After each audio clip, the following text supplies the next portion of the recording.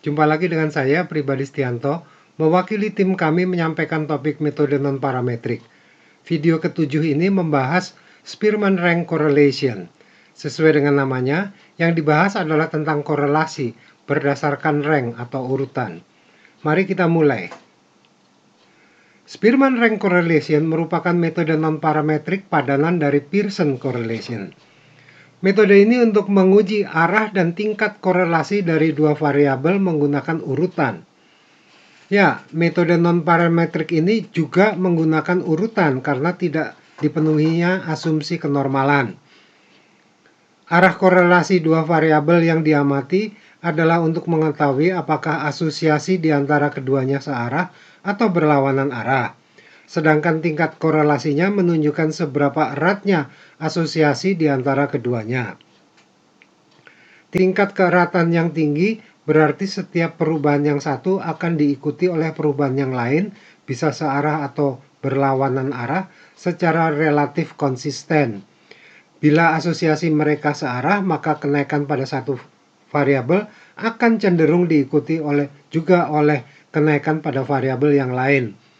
Sebaliknya, bila hubungan mereka negatif atau berlawanan arah, maka kenaikan pada yang satu akan cenderung diikuti oleh penurunan pada yang lain. Pada asosiasi yang erat atau tinggi, maka kecenderungan di atas dalam arti sangat intens. Sebaliknya, pada asosiasi yang rendah, maka kecenderungan di atas tidak terlalu intens. Maksudnya, misalnya pada asosiasi positif, maka kenaikan pada yang satu, walau sering diikuti kenaikan pada yang lain, kadang-kadang diikuti juga oleh penurunan pada yang lain. Akan tetapi, seperti pada korelasi Pearson, besaran ini tidak bermakna penjelasan sebab akibat. Besaran ini hanya menunjukkan bagaimana perilaku perubahan pada yang satu diikuti oleh perubahan pada yang lain.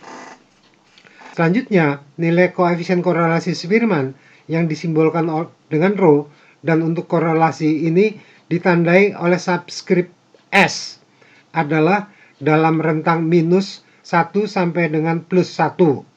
Tanda minus dan plus menunjukkan arah asosiasi atau hubungan dan angkanya menunjukkan tingkat keeratannya. Makin mendekati nilai mutlak 1 menunjukkan bahwa keeratannya makin tinggi. Bila nilainya adalah minus atau plus 1 berarti keeratannya negatif atau positif sempurna. Sebaliknya, ketika nilainya mendekati 0, maka dikatakan bahwa korelasi mereka adalah rendah atau lemah. Kita ikuti sekarang prosedur pengujian terhadap ρS. Begini prosedur pengujiannya. Kita akan mempunyai 3 alternatif desain, yaitu untuk pengujian dua arah, searah bawah dan searah atas. Alternatif desain pertama untuk menguji ada atau tidak adanya korelasi antara dua variabel. Alternatif desain kedua untuk menguji ada atau tidak adanya korelasi negatif antara kedua variabelnya, sebagaimana yang terlihat pada HA yang negatif.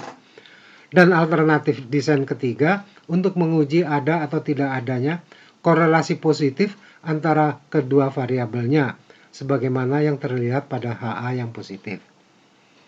Kriterianya untuk apapun desainnya adalah satu macam, yaitu bahwa harga mutlak RS sebagai statistik uji sekaligus estimator adalah lebih besar daripada RS tabel. Nilai kritis RS pada tabel ditentukan berdasarkan besarnya sampel N dan tingkat signifikansinya alfa. Adapun statistik ujinya adalah sebesar estimatornya, yaitu RS, yang dinyatakan dengan formula ini. Dan tentu saja prosedurnya diakhiri dengan pembuatan kesimpulan, yaitu menolak atau gagal menolak H0 berdasarkan pembandingan kriteria dan statistik uji. Kita lihat cara penghitungan melalui contoh berikut ini. Ini contohnya.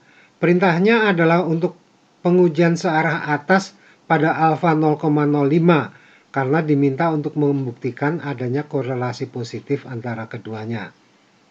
Kinerja saham akan diukur berdasarkan kenaikan atau penurunan per pekan. Misalkan kenaikan atau penurunan mingguan dalam persen masing-masing saham adalah sebagai terlihat pada tabel berikut ini.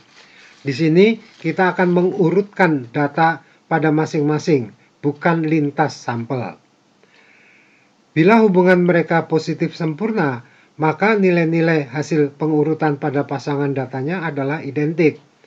Bila mereka negatif sempurna, maka nilai-nilai hasil pengurutan pasangan data X, Y akan berkebalikan. Dalam arti, bila pada yang satu urutannya naik, maka pada pasangannya urutannya akan menurun. Pada data sampelnya, terlihat bahwa untuk kinerja saham X, nilai terendah adalah minus 10 sebanyak 2 kali.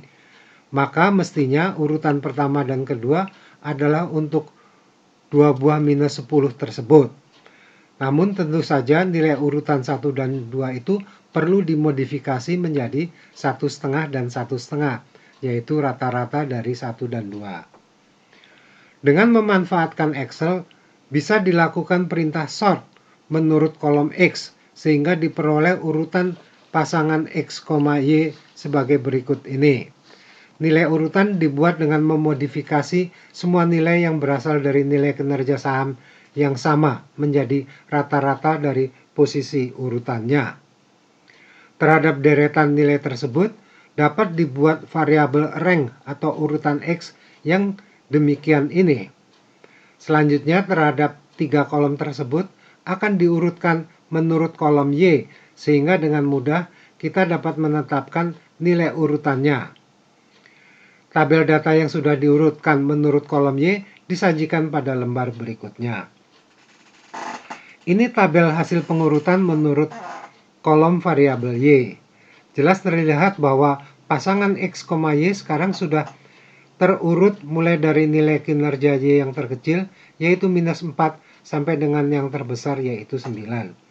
Ditunjukkan kembali nilai-nilai urutan untuk kinerja X yang sesuai dengan urutan pasangannya pada Y. Posisinya konsisten dengan hasil sebelumnya. Silakan diperiksa, kedua nilai kinerja sebesar minus 10 tetap dengan nilai urutan 1,5 dan 1,5. Sekarang kita akan memberi nilai urutan untuk variabel Y yang sebagai berikut ini.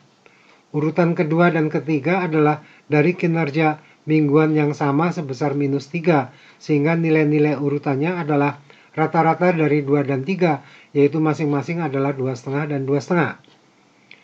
Juga ada dua urutan lagi yang berasal dari kinerja mingguan yang sama, yaitu sebesar 6%, yang nilai urutannya yang dibuat oleh Excel adalah sebesar 5 dan 6, sehingga terhadap mereka perlu disesuaikan menjadi 5,5 dan 5,5.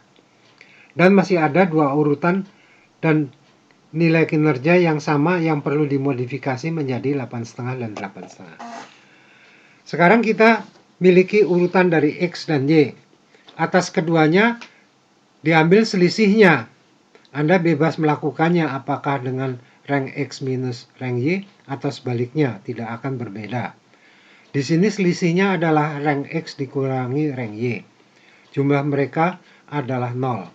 Tapi kita tidak akan menggunakan nilai-nilai mereka. Yang akan digunakan adalah pangkat 2 dari nilai-nilai mereka ini. Dan yang dimanfaatkan adalah jumlahnya. Disajikan kembali formula untuk RS, sehingga diperoleh nilai RS sebesar 0,8625.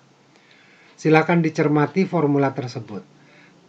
Ketika kita berhadapan dengan situasi korelasi positif sempurna, sehingga nilai RS adalah plus 1.